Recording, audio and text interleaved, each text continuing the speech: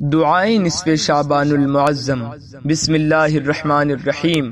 اللہم یا ذا المن ولا یمن علیہ، یا ذا الجلال والاکرام، یا ذا الطول والانعام، لا الہ الا انت ظہر اللاجین وجار المستجرین وامان الخائفین۔ اللہم ان کنت کتبتنی عندک فی ام الکتاب شقیا او محروما او مطرودا او مقترا علی فی الرزق فامح اللہم بفضلک شقاوتی وحرمانی وطردی واقتطار رزقی واثبتنی عندک فی ام الکتاب سعیدا مرزوقا موفقا لخیرات فإنک قلت وقولک الحق فی کتابک المنزل علی لسان نبیک المرسل یمحو اللہ ما یشاء ویثبت وعنده ام الکتاب۔ الہی بالتجلی العظم فی لیلۃ النصف من شہر شعبان المکرم التي يفرق فيها كل امر حکیم ویبرم ان تکشف عنا من البلاء والبلواء ما نعلم ولا نعلم وانت به اعلم انك انت الاعز الاکرم وصلی اللہ تعالی علی سیدنا محمد وآلہ واصحابہ وسلم والحمد للہ رب العالمین۔ ترجمہ: اے اللہ عز و جل، اے احسان کرنے والے کہ جس پر احسان نہیں کیا جاتا، اے بڑی شان و شوکت والے،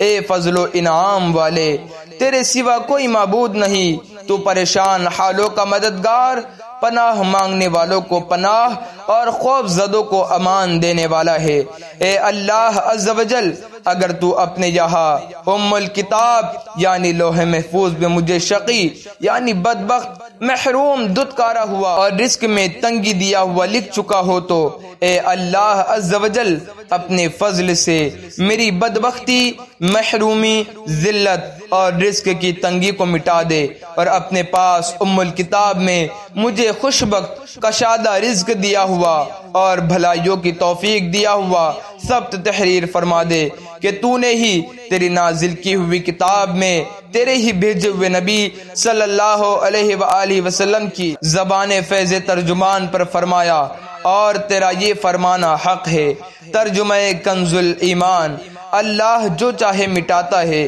اور ثابت کرتا ہے، اور اصل لکھا ہوا اسی کے پاس ہے۔ خدایا عز و جل تجلی اعظم کے وسیلے سے جو نصف شعبان المکرم کی رات یعنی شب برات میں ہے، جس میں بانٹ دیا جاتا ہے ہر حکمت والا کام اور اٹل کر دیا جاتا ہے، یا اللہ آفتوں کو ہم سے دور فرما کہ جنہیں ہم جانتے ہیں اور نہیں بھی جانتے، جبکہ تو انہیں سب سے زیادہ جاننے والا ہے۔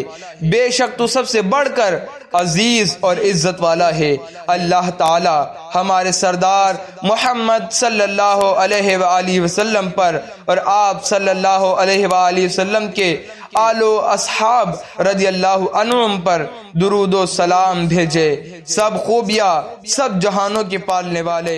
اللہ عز و جل کے لیے ہے۔